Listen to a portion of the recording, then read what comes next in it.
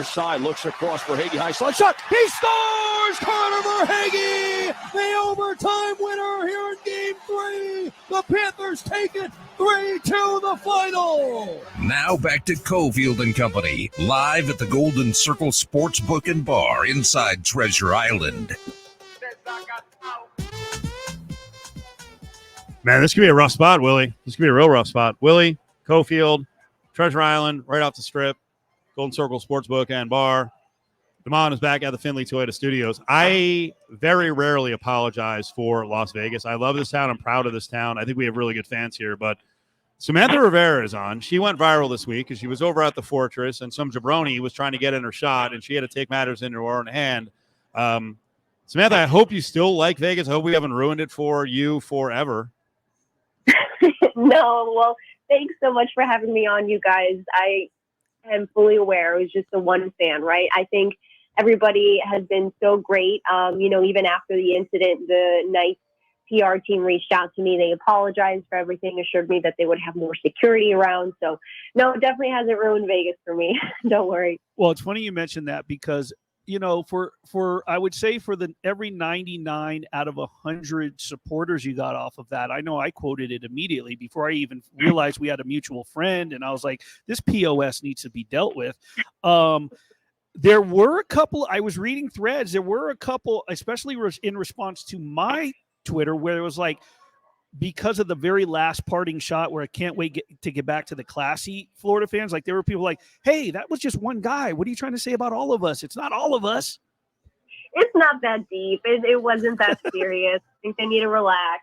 Don't worry. Like I said, I love Vegas. I've been there a number of times, so it's a great place. What for you? I mean, because I know when our mutual friend Marissa reached out, she was like, Willie, she's going to try to get back to you, but the messages that you have had, the nationwide attention. I mean, just an hour ago when we went to a break, I'm looking up on SportsCenter and Elle Duncan, she was doing her Nuggets, and you were on there. And I'm pointing, going, hey, she's gonna be on the show in a minute.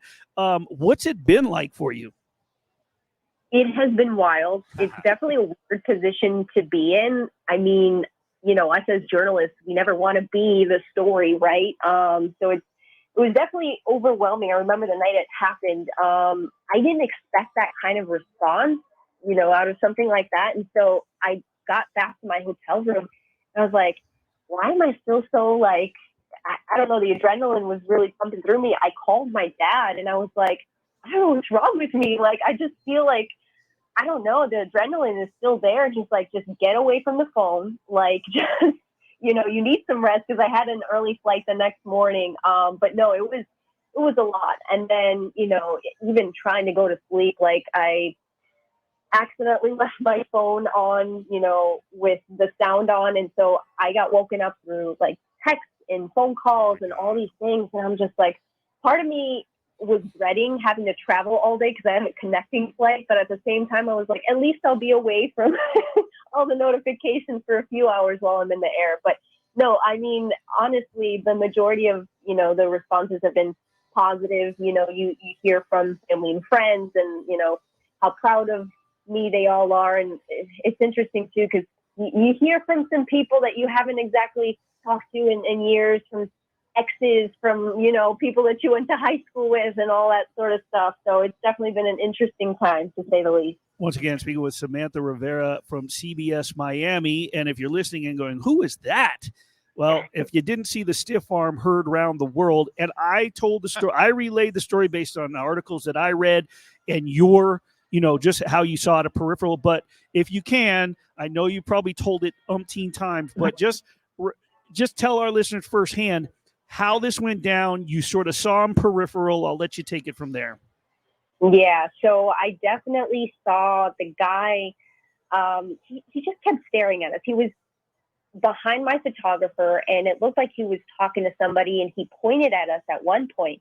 I just had a bad feeling, and we were already on camera. I was afraid that they were going to take us early, so I couldn't say anything to my photographer. So all I could do was keep my eye on him. And so when he came around, I don't know if I heard him first or I felt him first, but as soon as I sensed him, I was like, it came so naturally. Like my arm just came out. I was like, this is not happening. Like, are you serious right now? I was not, in a place where, we were asking for it or anything. We were in a designated spot, right, where the league told us to be. And it was after the game. Fans were supposed to be leaving. We were doing our job. And I, told everybody this. I would never go into somebody else's place of work and try to mess up what they're doing. It's just not right. It's not respectful. So, yeah, that's kind of how it all happened. And I don't know what they did with him. I was told that, they kicked him out. So I don't know what happened to him after that. But, yeah, I was after the shot, I remember being annoyed and angry, and I had to get ready for my next live shot. So I was like, just got to keep moving forward after that. So you developed the physicality where? Since you've been in Miami or on the mean streets of Chicago? I like to say that I was born with that. I come from a very strong family. My sisters and I, it's so funny. You hear people asking, like, did you grow up with brothers? No, I just had two younger sisters that I fought with a lot. Yeah. And my dad, who likes to try to, teach us the martial arts moves, even though, we didn't always want to learn, but, we were always doing something. And then, we grew up playing, different sports and stuff. So, and then I also recently, almost a year now, being vegan, going to the gym. So I am going to. Oh, wow. Have something to do with it. There you go. Yeah. Wow, you know what? When you come back here for Game 5, because there's a couple days off, if you get here. So my son owns a gym, a private gym right off the strip. Come work out. I got you. You have a free whenever you're here, you get to come to the Perfect Gym for free. How's that? Oh, love that. Oh, that would be so fun. All right, so let's transition. You've told this story. I'm sure you're long-winded and out talked about. I mean, you're done talking about this. Let's talk about last night back in Miami, in Sunrise. Your cover for Miami, but Game 3, they're down 2-0. They've been blown out. What was the atmosphere like in person? And of course, when the game-winning goal is scored. Yeah. So, I mean, it was crazy. It was so loud at FLA Live Arena. You saw babies chilling with their little headphones on, new and longtime fans yelling their heads off. It really was just such a fun atmosphere to be in. The fan base is so deserving of such a special night. I've only been here for a couple months, but honestly, just seeing, how excited they get about this team. I mean, they're so deserving. And I know some people might say, well, it was just one game, but it was one really big game for South Florida. So I say, let them have it, right? Let them have this moment. But the team too, right? Sergei Bobrovsky, he had a huge bounce back game. He had 25 saves. Matthew Tkachuk, coming in clutch, tied it with just over 2 minutes left in the third. And then, of course, Carter Verhaeghe, oh my gosh, with an amazing overtime game winner. I mean, I got chills watching it, right? Seeing everybody just jump out of their seats. It was overall just an incredible night, really, for the team and the fans. Samantha Rivera is covering the Panthers for CBS Miami. We're going to sound a bit ignorant here because, we all don't study every single market. But what's the whole rat thing and how far does that go back? I think it's part of it's rats, right? It's the Panthers. And I guess from my understanding, I'm still new here, so I'm still trying to figure everything out. But I mean, the second those rats go out on the ice, it goes crazy. It's the whole cat and rat thing, I think.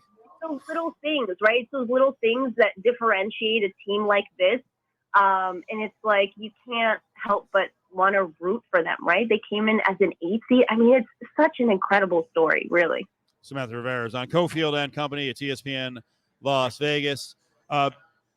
Beyond, the incident, right, a fan acting like an idiot, what was your impression of the crowd, the hockey atmosphere here in Vegas? Because, a lot of people told us, just like they tell South Floridians that, hockey doesn't belong there. A lot of people told us before we got the team that it wasn't going to work here. It's worked. So, in general, what do you think of the atmosphere? And one of the things that always catches me when I go to games as a fan is I think the sound level, the noise level at the arena, at the Fortress, at T-Mobile is like beyond what I've ever experienced before.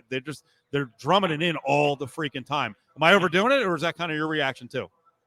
No, you're absolutely correct. Like, I was told the same thing, like, oh, it's going to be loud in there. And just hearing the rehearsals, I was like, oh my God, this place is way too loud. Like, I'm going to come out of here deaf. This is ridiculous. But the atmosphere it's wild. You have all those fans, in the 6 short years that this franchise has existed. I mean, to have that many fans, right, and be so passionate and loyal about it. I mean, it's amazing to watch. And then, it's Vegas, right? You guys have fun with it, with the theatrics and the club music. It's fun. You can't help but get into it. And what was that one part? I think it's like right before every third period, you guys have something called like nightclub, right? Yes, because DJ Joe Green's nightclub with a K. Yeah, exactly. No, it's a lot of fun. I love it. Now, was that you've been to Vegas before? I have, yes. Okay, so you're already familiar with the town. Now, in coming here, when you've been here, and then now when you come on business, are there places that have become favorite spots for you? Is there some place you like? Oh, when I go back there, I gotta go there. I gotta eat there, or you gotta visit. Is there some place in Vegas that has sort of become your spot?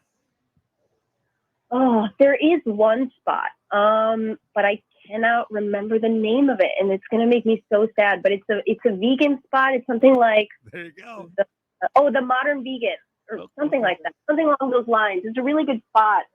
It's one of those places where like you eat it. You could take a person who's not vegan to go eat there, and they wouldn't even know that it's like some different food, right? It's so good. Okay. So I just go there, and honestly, I just kind of try to hang out with some friends. And I feel like every time I go, there's always something different right on the strip. So, I mean, yeah, I've got some spots, but not a whole lot. I think it's just, and I don't know if it's just me, but like after a couple days of Vegas, because it's a lot, right? Right.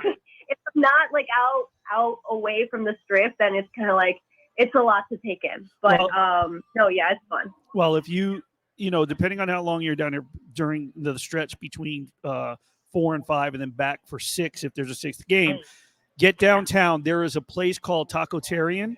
I am not into vegan or vegetarian. My son took me there. He's like, you will never know the difference. It is out of this world wild. Tacotarian downtown.